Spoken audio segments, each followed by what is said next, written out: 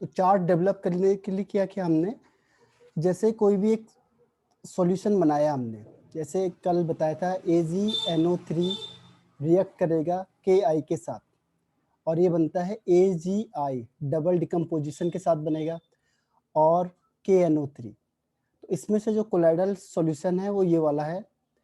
तो जो AgI है, अगर इसमें Ki एक्सेस है तो इसके अराउंड में I लग जाएगा, यानी जो कॉमन आयन होगा उससे प्रीफरेंस देते हैं कि वही एडजॉर्ब होगा। और अगर इसमें ये कब होगा, जब Ki एक्सेस में है तो नेगेटिव सोल बन जाएगा। तो और अगर हमने क्या किया, AgNO3 को एक्सेस में ले लिया, तो इन दोनों में से कॉमन कौन सा है, Ag कॉमन है।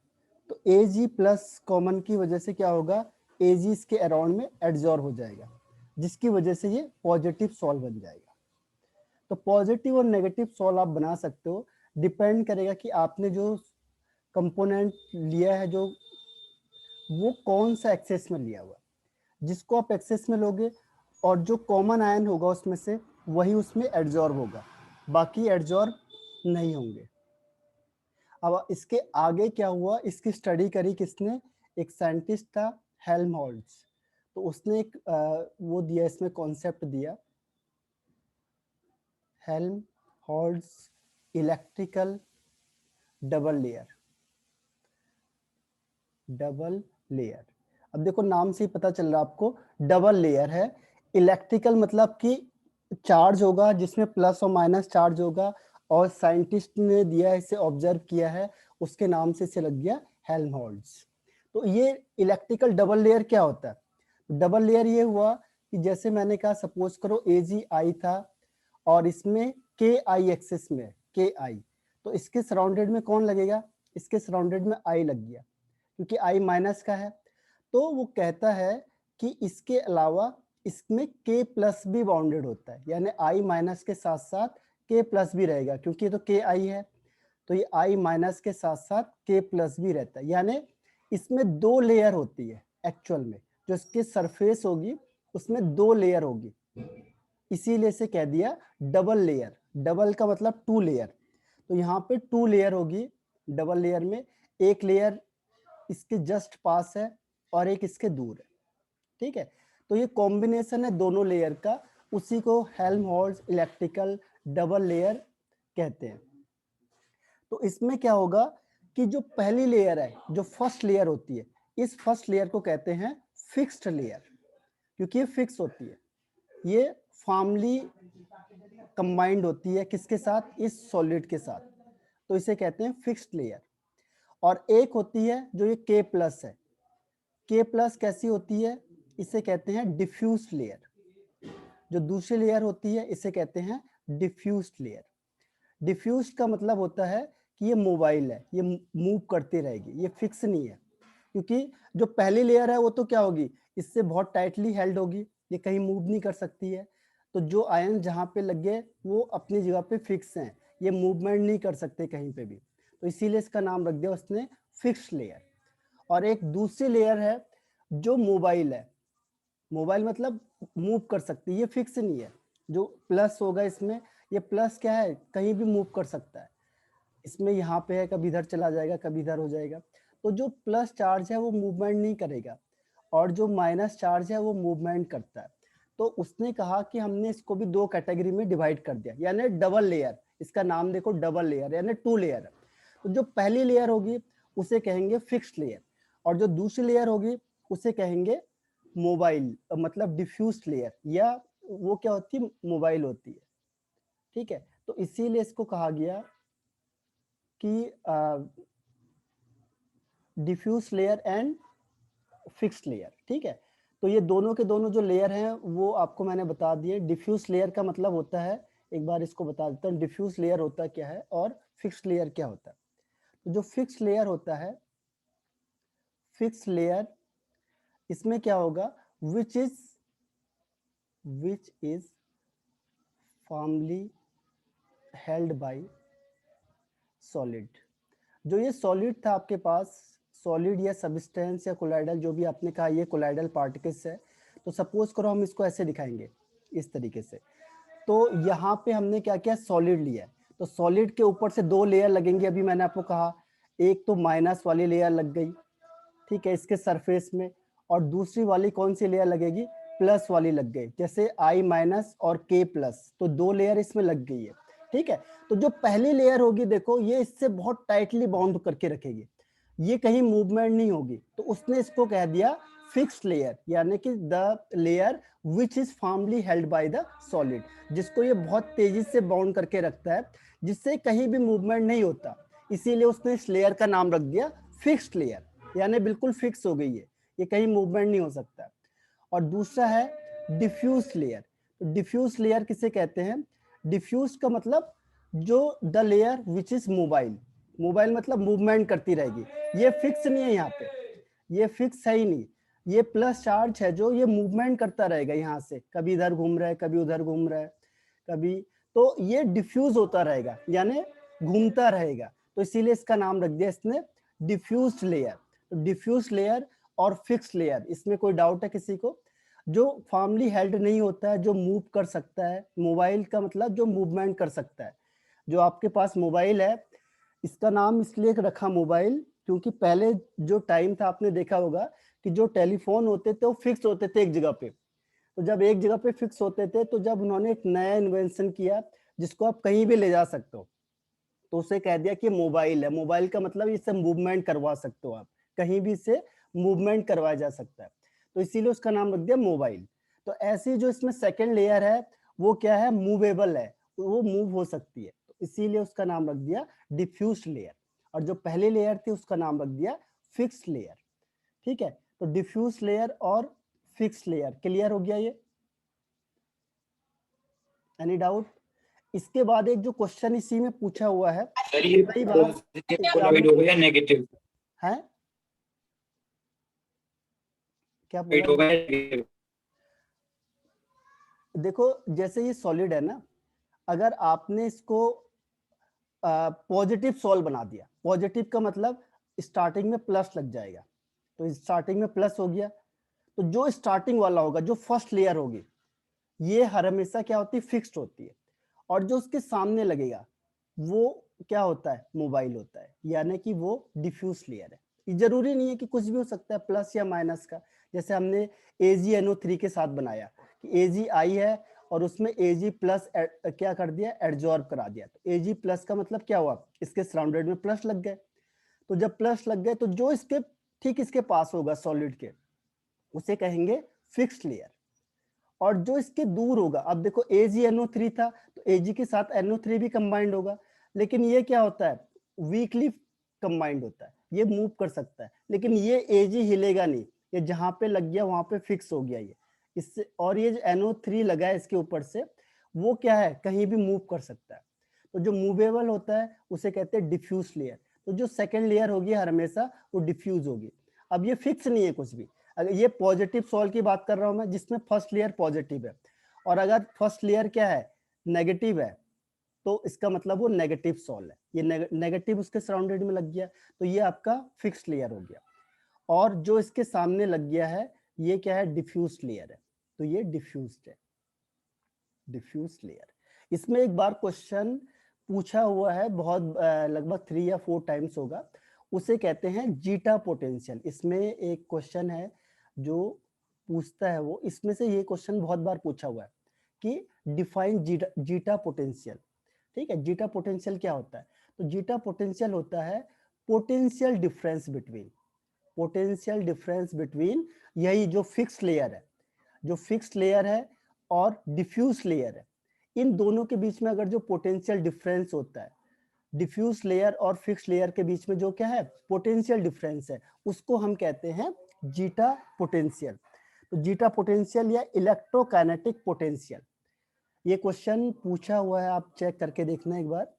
तो ये सिंपल 1 नंबर का क्वेश्चन पूछता है कि डिफाइन जीटा पोटेंशियल या इलेक्ट्रोकाइनेटिक पोटेंशियल।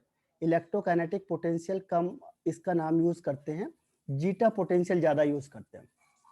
तो जीटा पोटेंशियल का मतलब क्या होता है जो 2 लेयर बनाई हमने, ये सॉलिड है AgI, इसके ऊपर से आपने कोई भी लेयर बना दी है। एक लेयर अगर नेगेटिव वाली पहले होगी तो ये नेगेटिव सॉल हो गया, और अगर पहले प्लस है तो पॉजिटिव सॉल हो गया। तो इन दोनों के बीच में क्या होगा, कुछ ना कुछ तो पोटेंशियल डिफरेंस होगा ही होगा। जितना पोटेंशियल डिफरेंस इन दोनों के बीच में होता है उसको कहते हैं जीटा पोटेंशियल या इलेक्ट्रोकाइनेटिक पोटेंशियल।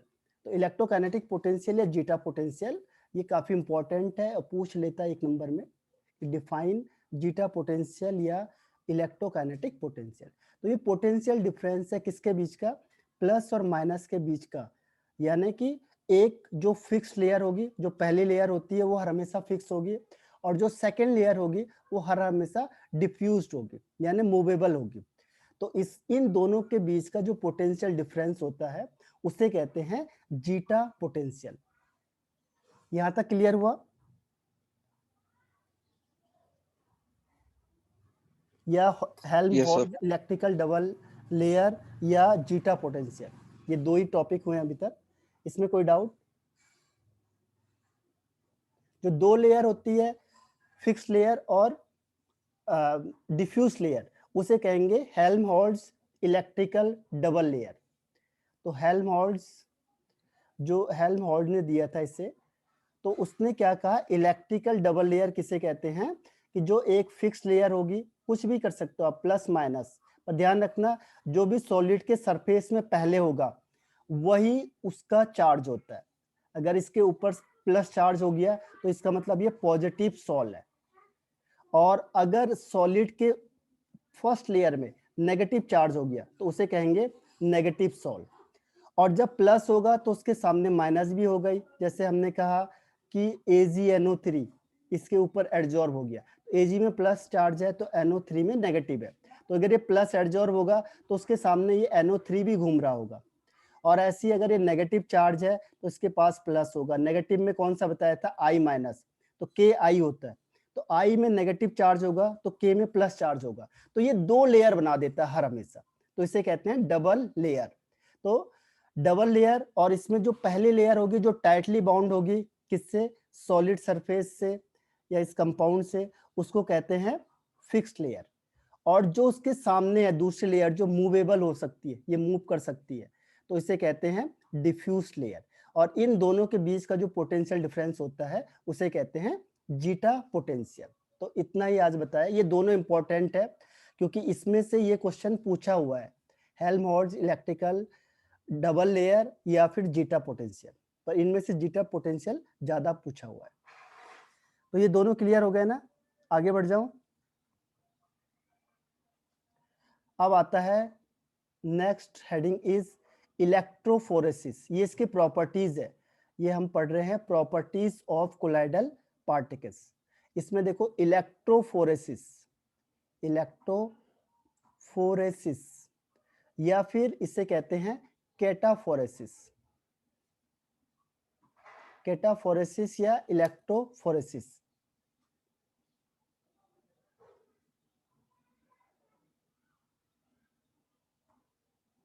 अब इसमें देखो इलेक्ट्रोफोरेसिस या कैटाफोरेसिस किसे कहते हैं। पहले स्टार्टिंग में से कैटाफोरेसिस बोलते थे, ध्यान रखना शुरू में जो इसका नाम था वो था कैटाफोरेसिस। अब कैटाफोरेसिस पहले क्यों था और बाद में से इलेक्ट्रोफोरेसिस क्यों बोल दिया, ठीक है।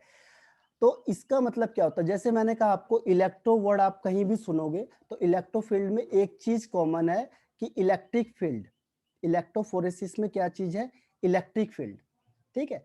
तो अब पहली चीज क्या होती है कि इसकी डिफाइन क्या है, इसकी डिफाइन है मूवमेंट ऑफ कोलाइडल पार्टिकल्स। जो कोलाइडल पार्टिकल्स होते हैं वो मूवमेंट करना स्टार्ट करते हैं under the influence of, under the influence of electric field.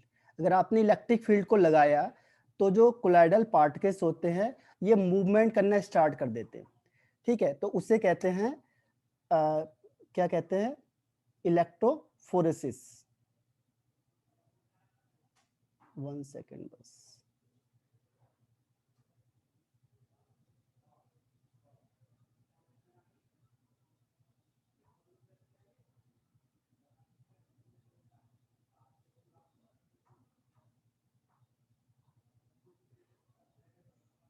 तो कैटाफोरेसिस जो वर्ड है आपके पास, और ये क्यों बोला गया पहले और इलेक्ट्रोफोरेसिस बाद में क्यों बोला गया, देखो इलेक्ट्रोफोरेसिस और कैटाफोरेसिस। तो इलेक्ट्रोफोरेसिस या कैटाफोरेसिस का मतलब क्या होता है कि जो ये कोलाइडल पार्टिकल्स होते हैं, ये कोलाइडल पार्टिकल्स ये मूवमेंट करना स्टार्ट कर देते हैं। मूवमेंट करेंगे ये किसके रिस्पेक्ट में, with the influence of electric field. जो इलेक्ट्रिक फील्ड है जैसे आप उसे अप्लाई करोगे क्या होगा, जो कोलाइडल पार्टिकल्स है वो मूवमेंट करना स्टार्ट कर देगा। ठीक है, तो उसे कहते हैं, इस इफेक्ट को कहते हैं इलेक्ट्रोफोरेसिस और कैटाफोरेसिस। अब पहले से कैटाफोरेसिस क्यों बोलते थे, अब इसे इलेक्ट्रोफोरेसिस क्यों बोला गया। ठीक है, तो इसमें क्या हुआ, ये जनरली किसके बारे में बताता है, nature of colloidal particles. Nature मतलब ये पॉजिटिव है या नेगेटिव है। तो अगर आपको चेक करना होगा कि जो कोलाइडल पार्टिकल्स या सॉल्यूशन है वो पॉजिटिव वाला है या नेगेटिव वाला है, तो हम क्या करेंगे उसके लिए, इस एक्सपेरिमेंट को करेंगे। ठीक है, अब देखो मैं एक्सपेरिमेंट आपको पहले बता देता हूँ कि था क्या ये, इसमें प्रोसीजर क्या है। देखो सबसे पहले आपने यूट्यूब लेना है, ये वाला नहीं जो आप देखते होंगे, देखो एक यूट्यूब ले लिया आपने, पहली चीज ये यूट्यूब हो गया। अब दूसरी चीज क्या की हमने, इसके जो एंड होता है इसमें हमने इलेक्ट्रोड फिट कर देने, इलेक्ट्रोड। अब एंड कहाँ पे, देखो ये ऊपर यहाँ पे, यहाँ अपने इलेक्ट्रोड लगा देने, एक प्लस का एक माइनस का, इस तरीके से वायर लगा दी। क्योंकि इलेक्ट्रो मतलब क्या होता है, इलेक्ट्रो मतलब इलेक्ट्रिसिटी पास करी हमने। ठीक है, तो इलेक्ट्रो का मतलब इलेक्ट्रिसिटी पास की हमने, तो उसके लिए हमें क्या करना पड़ेगा, इलेक्ट्रोड लगाने पड़ेंगे। इलेक्ट्रो जहां पे भी वर्ड आएगा मींस इलेक्ट्रिसिटी हमने पास करनी है। तो ये इलेक्ट्रिसिटी करने के लिए मैंने क्या किया, इलेक्ट्रिक फील्ड लगा दिया। इलेक्ट्रिक फील्ड लगाने के बाद क्या करेंगे, अब देखो थर्ड स्टेप में हमने क्या किया, थर्ड स्टेप में इसके अंदर आप क्या रख दो, कोलाइडल सॉल्यूशन यहाँ पे फिल कर दो। ये कोलाइडल सॉल्यूशन आपने इसमें रख दिया, कोलाइडल सॉल्यूशन रख दिया। क्यों रखा आपने, हम चेक करेंगे कि इसका चार्ज क्या है, तो उसके लिए हमने इसे यहाँ रख दिया। ठीक है, कई बार वो कहता है कि यहाँ पे एक इस टाइप का भी रख देते हैं, फनल टाइप का, ताकि हम इसमें इसको डाल सकते हैं। इससे किसी बुक में होता है किसी में नहीं होता है, यहाँ से आप इसको कोलाइडल सॉल्यूशन को इसमें डाल दोगे। अब कोलाइडल सॉल्यूशन को डालने के बाद क्या होगा, देखो अब जैसे ही अपनी इलेक्ट्रिसिटी पास करी, इलेक्ट्रिसिटी को जैसे ही आपने क्या किया, पास किया, तो क्या होगा, अब सोचो आप जरा कि जैसे ही आपने यहाँ से इलेक्ट्रिसिटी दी, यहाँ से स्विच ऑन किया, कि बटन दबाया आपने स्विच ऑन का, तो ये कोलाइडल सॉल्यूशन मूवमेंट करेंगे या नहीं करेंगे, या किस डायरेक्शन में करेंगे, बता सकता है कोई। जैसे ही आपने स्विच ऑन किया, ये किस डायरेक्शन में मूवमेंट करेगा या करेगा ही नहीं, बताओ कोई रिप्लाई करके।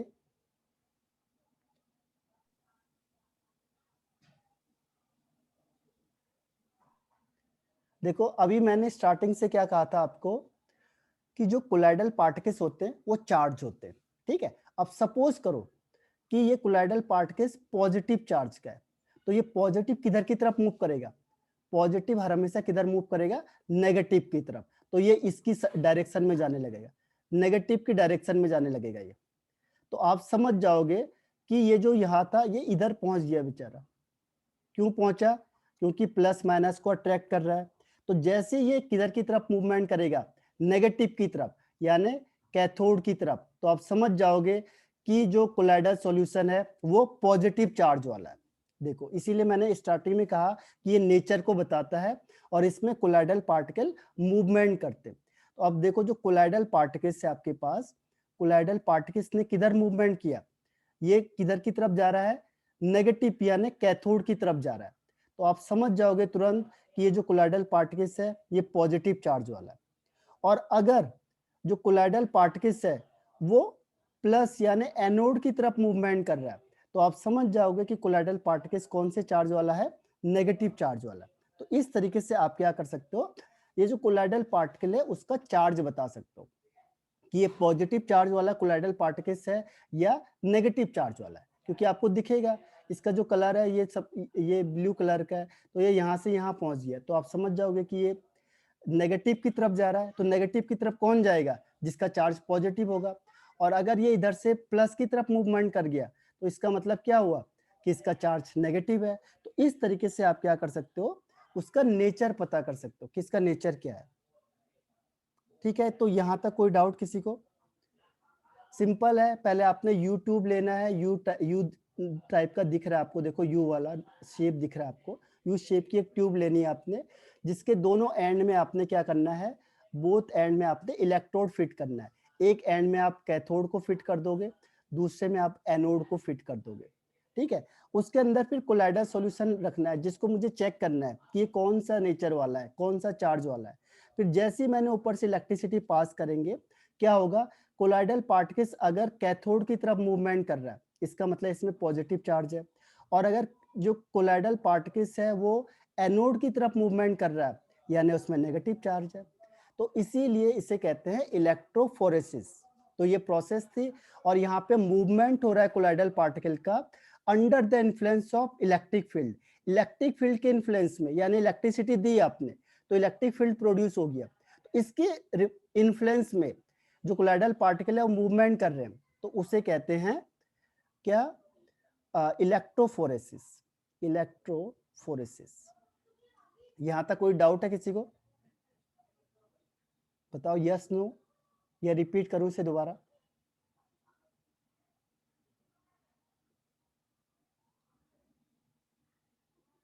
बताओ, रिप्लाई करके यस आया या समझ में नहीं आया?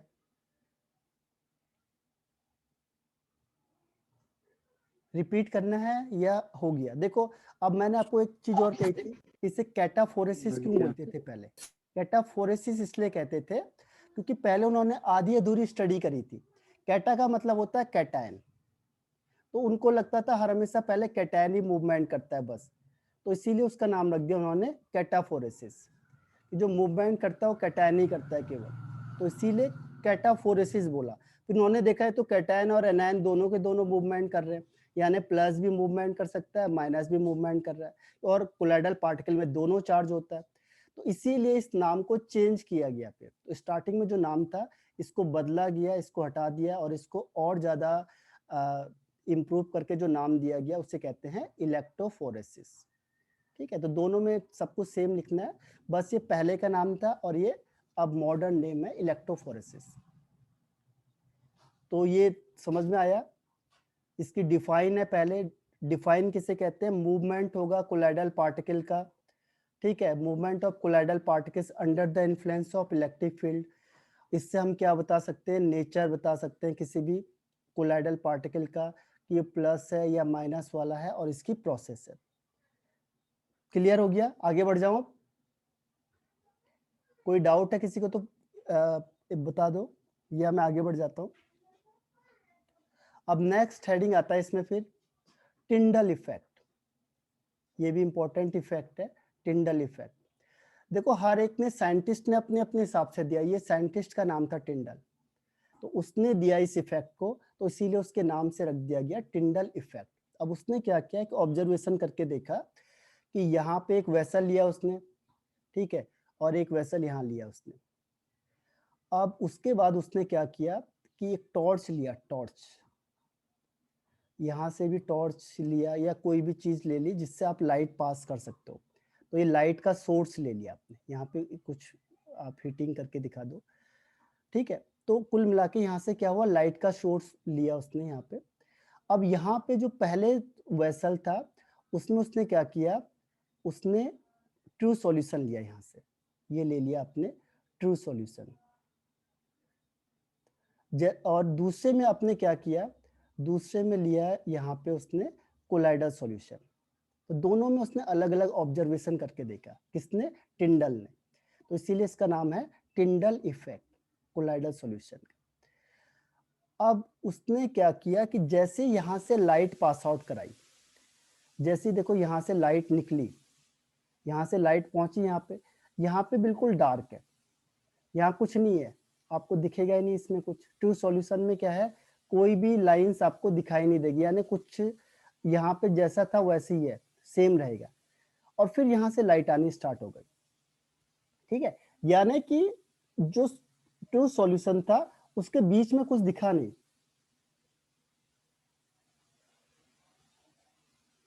ओके यामिनी, कोई नहीं, अभी इसके बाद करता हूं मैं। अब देखो, जैसे आपने लाइट पास आउट करी ट्रू सॉल्यूशन से तो बिल्कुल अंदर डार्क रहा, यहाँ पे कुछ भी नहीं हुआ। समझ में आ रहा है सबको? यहाँ पे डार्क है, ये इसमें कोई लाइट प्रोड्यूस नहीं हुई, कुछ नहीं देखा उसने, देखा अंधेरा ही अंधेरा है यहाँ पे। फिर उसने देखा कि अगर मैं इसको किसमें करता हूं, कोलाइडल सॉल्यूशन में करता हूं, तो जैसे उसने कोलाइडल सॉल्यूशन में लाइट को डाला तो ये पूरा लाइट, पूरा जो एरिया था वो कैसा हो गया, ल्यूमिनस हो गया, चमकने लग गया। ठीक है, ल्यूमिनस हो गया ये पाथ, ये जो रास्ता था वो पूरा चमकने लग गया। और जो ट्रू सॉल्यूशन में था तो वहां पे कुछ भी नहीं हुआ, डार्क है। तो फिर उसने कोलाइडल सॉल्यूशन के लिए दिया कि स्कैटरिंग ऑफ लाइट। उसने देखा कि जैसे मैंने लाइट पास किया, जो कोलाइडल पार्टिकल होते हैं ये इस लाइट को क्या करते हैं, स्कैटर कर देते हैं। स्कैटरिंग होने से क्या होता है, ये चमकने लग जाता है, ग्लो करने लग जाता है। ठीक है, इसे कहते हैं स्कैटरिंग ऑफ लाइट। तो स्कैटरिंग ऑफ लाइट किस में होती है, केवल कोलाइडल सॉल्यूशन में होती है, ट्रू सॉल्यूशन में नहीं होती। इसीलिए हमने जब स्टार्टिंग में डिफरेंस लिखाया था तो हमने कहा था कि Tyndall effect true solution show नहीं करता। तो उसका अब उसने देखा ऐसा क्यों होता है ये। ठीक है, टिंडल इफेक्ट है, यानी कि जो पाथ है आपका, पाथ ल्यूमिनस हो चुका है आपका, वो क्यों हुआ, किस केस में, केवल कोलाइडल पार्टिकल्स में, और ट्रू सॉल्यूशन में ये हुआ ही नहीं। तो ऐसा क्यों हो सकता है, वाई। ठीक है, तो पहले आपको मैं टिंडल इफेक्ट बता देता हूँ, फिर इसका लॉजिक बताऊंगा। तो टिंडल इफेक्ट क्या हुआ, देखो टिंडल इफेक्ट का मतलब सीधी सी बात है कि स्कैटरिंग ऑफ लाइट। मेन चीज क्या देखी उसने, उसने देखा लाइट स्कैटर्ड हो गई। Scattering of light when light is pass through, उसने देखा कि जैसे मैंने लाइट को कहाँ पास किया, कोलाइडल सॉल्यूशन में पास किया, तो वैसे ही लाइट स्कैटर्ड हो गई, चमकने लग गया पूरा एरिया। क्यों हुआ ऐसा, pass through the colloidal solution. तो जैसे ही कोलाइडल सॉल्यूशन में मैंने क्या किया, लाइट पास करी, ये पूरा का पूरी लाइट चमकने लग गई, स्कैटर्ड हो गई। तो इस इफेक्ट को हम कहते हैं टिंडल इफेक्ट, क्योंकि इसने ऑब्जर्व किया था टिंडल ने, तो उसके नाम से है टिंडल इफेक्ट।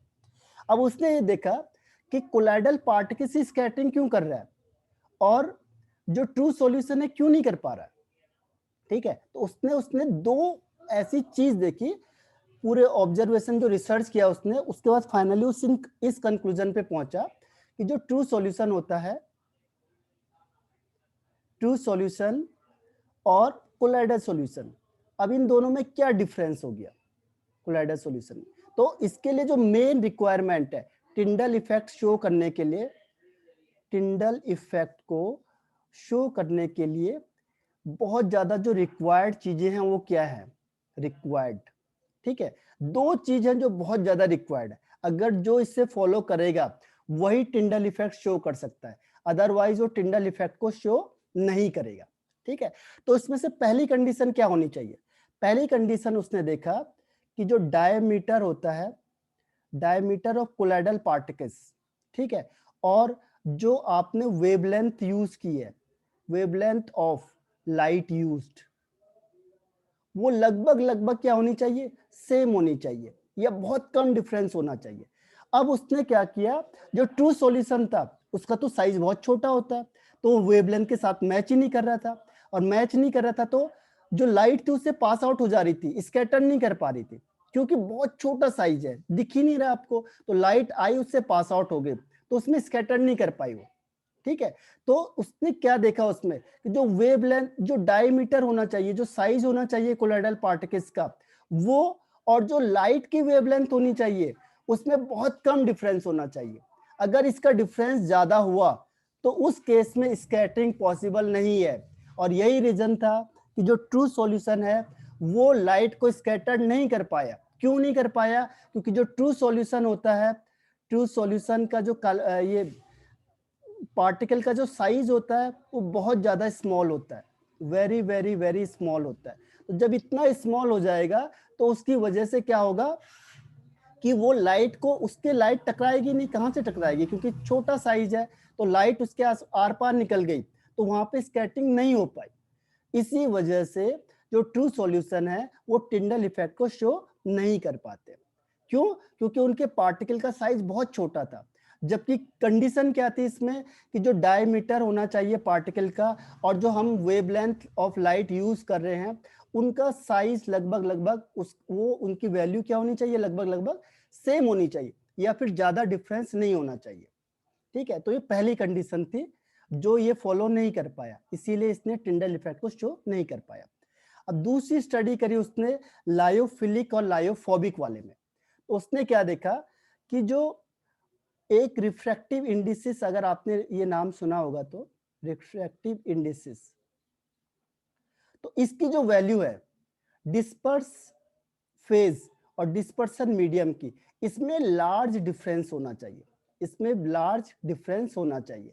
जितना ज्यादा डिफरेंस होगा उतना क्या होगा, वो टिंडल इफेक्ट ज्यादा शो करेगा। अगर कंपैरिजन करने के लिए आगे आपके पास, तो टिंडल इफेक्ट ज्यादा शो कौन करेगा, जिसमें डिस्पर्स फेज और डिस्पर्सन मीडियम का जो रिफ्रैक्टिव इंडिसेस है वो क्या होना चाहिए, उसका डिफरेंस ज्यादा होना चाहिए। अब ये कहाँ पे अप्लाई हुआ देखो, अब ये अप्लाई हुआ लायोफोबिक और लायोफिलिक के केस में, लायोफिलिक और लायोफोबिक के केस में। अब लायोफिलिक में क्या है देखो, लायोफिलिक में मैंने कहा था कि सॉल्यूट और सॉल्वेंट में बहुत अच्छी अंडरस्टैंडिंग होती है। तो जब सॉल्यूट और सॉल्वेंट के बीच में अच्छी अंडरस्टैंडिंग हो जाएगी तो ये दोनों का साइज लगभग सेम हो जाएगा, तो इसमें रिफ्रैक्टिव इंडिसेस भी सेम हो जाता है, क्योंकि दोनों एक ही जैसे लोग हैं तभी तो इनकी बॉन्डिंग आपस में अच्छी हो रही है। तो इंडिसेस भी क्या होगा इसके बीच में, लगभग सिमिलर हो जाता है। तो सिमिलर होने की वजह से क्या होता है कि ये लिटिल, बहुत कम टिंडल इफेक्ट को शो करते हैं। ध्यान रखना, ये बहुत कम, जो लायोफिलिक, सॉरी ये तो लायोफिलिक होना चाहिए, तो लायोफिलिक है जो, क्योंकि उसमें सॉल्यूट और सॉल्वेंट की जो अंडरस्टैंडिंग वो बहुत अच्छी होती है, तो रिफ्रैक्टिव इंडेक्स भी इसमें लगभग सेम होता है। तो जब लगभग आपस में सेम हो जाएगा तो ये बहुत कम टिंडल इफेक्ट शो करता है। जबकि लायोफोबिक का मतलब, फोबिक मतलब होता है हेटिंग, हेटिंग का मतलब ये दोनों आपस में इसकी अंडरस्टैंडिंग नहीं हो पा रही है, तो यानी एक का साइज दूसरे से मैच नहीं कर पा रहा है, यानी इन दोनों के बीच में क्या है, लार्ज डिफरेंस होता है। तो इसके बीच में जो रिफ्रैक्टिव इंडेक्स होता है, इंडिसेस होता है, इसका डिफरेंस लार्ज डिफरेंस होता है। और जब इसके बीच में लार्ज डिफरेंस होगा तो ये ज्यादा शो करता है, ग्रेटर टिंडल इफेक्ट शो करता है, यानी इसमें स्कैटरिंग बहुत ज्यादा होगी, इसमें स्कैटरिंग बहुत कम होगी, आपको थोड़ा सा हल्का लाइट दिखाई देगी, इसमें ज्यादा लाइट दिखाई देगी। ठीक है, तो ये है आपका लायोफिलिक और लायोफोबिक में भी टिंडल इफेक्ट ने जो एक्सपेरिमेंट किया, तो उसने ये देखा, इन दोनों के कंक्लूजन क्या निकाला उसने, कि अगर सॉल्वेंट यानी डिस्पर्स फेज और डिस्पर्सन मीडियम के बीच के जो पार्टिकल होते हैं, अगर उसका रिफ्रैक्टिव इंडेक्सेस का डिफरेंस ज्यादा होगा तो वो ज्यादा टिंडल इफेक्ट शो करेगा, यानी उसमें लाइट की स्कैटरिंग ज्यादा होगी। और अगर इन दोनों के बीच का जो रिफ्रैक्टिव इंडेक्सेस है, अगर उसका डिफरेंस कम हुआ तो वो कम शो करेगा, यानी उसमें स्कैटरिंग कम होगी। जैसे आप दो चीज लाए, एक में देखा आपने तो बहुत ज्यादा स्कैटरिंग कर रहा है, एक में देखा है तो बहुत कम स्कैटरिंग कर रहा है, तो जो कम स्कैटरिंग करेगा वो लायोफिलिक है और जो ज्यादा स्कैटरिंग करेगा वो लायोफोबिक है। तो इस तरीके से आप इन दोनों को डिफरेंस कर सकते हो। ये मैंने आपको डिफरेंस में ही बताया था, लेकिन एक्सप्लेनेशन इसका यहाँ पे। तो उसने कहा कि दो रिक्वायर्ड कंडीशन होनी चाहिए, तभी जाके क्या होगा, ये कोई भी चीज कोलाइडल पार्टिकल को शो कर सकती है। तो इसमें पूछो मुझे कोई जो वो है आपके पास, अगर कोई क्वेश्चन है या आपको नहीं आया समझ में। सर, हाँ टिंडल इफेक्ट की डेफिनेशन एक बार बताना। देखो, टिंडल इफेक्ट मतलब क्या होता है, स्कैटरिंग ऑफ लाइट। लाइट का मेन उसका एम क्या था, स्कैटरिंग ऑफ लाइट, लाइट को स्कैटर्ड करना। कब, when light is past, light क्या होगी, पास्ट होगी, किससे थ्रू हो जाएगी पास्ट, कोलाइडल सॉल्यूशन, क्योंकि कोलाइडल सॉल्यूशन ही टिंडल इफेक्ट दिखाता है। टू सॉल्यूशन दिखाएंगे तो वो क्या करेगा, वहां स्कैटरिंग होती नहीं है। तो मेन इसका काम क्या है, scattering of light when light is passed through colloidal solution is called Tyndall effect. ठीक है, इसके लिए क्या यस सर। कंडीशन है आपको बताई थी, दो रिक्वायर्ड कंडीशन है। अगर कोई भी चीज इन दो कंडीशन को फॉलो करेगी वो टिंडल इफेक्ट को शो करेगी, और अगर वो फॉलो नहीं करती है तो वो टिंडल इफेक्ट शो नहीं करेगी। ठीक है, तो इसमें दो कंडीशन आपको बताई थी। पहला जो डायमीटर होता है किसका, डिस्पर्स फेज का, तो वो लगभग सेम होना चाहिए जो वेवलेंथ लाइट की यूज की है हमने। ठीक है, जो लाइट की वेवलेंथ है और जो डिस्पर्स फेज का जो डायमीटर है पार्टिकल का, वो लगभग सेम होना चाहिए, ज्यादा डिफरेंस नहीं होना चाहिए, ये बहुत छोटा नहीं होना चाहिए। तो उस कंडीशन में कोलाइडल ये टिंडल इफेक्ट को शो करेगा। और दूसरा क्या है इसमें, दूसरा है कि रिफ्रैक्टिव इंडिसेस जो डिस्पर्स फेज का है और डिस्पर्सन मीडियम का है, इसके बीच में लार्ज डिफरेंस हो। जितना ज्यादा डिफरेंस होगा उतना बढ़िया है, उतना स्कैटरिंग ज्यादा होगी। तो ये दो कंडीशन है टिंडल इफेक्ट की। क्लियर हुआ यहाँ तक? अब इसका इंस्ट्रूमेंटेशन देखो, आपको बता देता हूँ कैसा किया उसने। ये किया, यहाँ से उसने कुछ चीज को बर्न किया, यहाँ से ऐसे लाइट आएगी। अब ये सॉल्यूशन था आपके पास, इस सॉल्यूशन में उसने क्या किया, यहाँ से लाइट गई यहाँ अंदर, ठीक है, और यहाँ से निकल गई।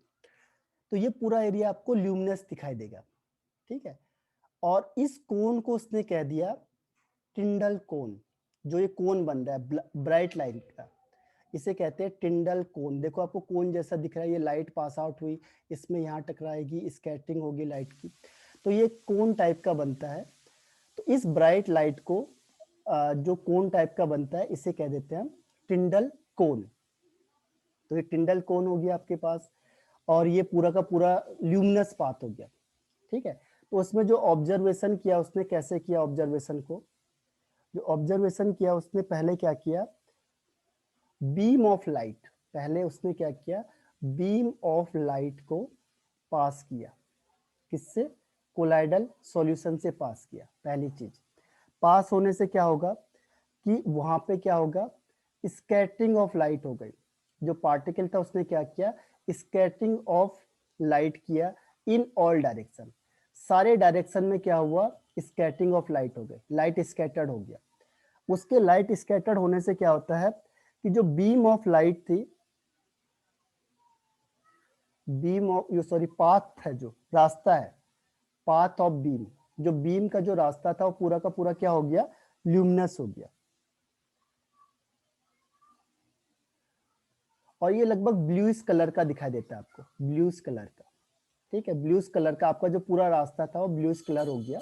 ठीक है, तो इस इफेक्ट के बाद क्या हुआ, स्कैटरिंग ऑफ लाइट को हम कहते हैं, इस इफेक्ट को हमने कह दिया टिंडल इफेक्ट, क्योंकि ये किसने ऑब्जर्व किया, ये टिंडल ने किया। तो इस इफेक्ट को कहते हैं हम टिंडल इफेक्ट।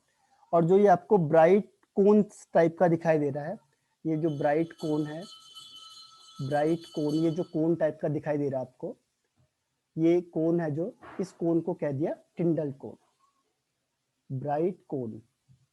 ठीक है, जो टिंडल ने ऑब्जर्व किया था, और इसको इसने क्या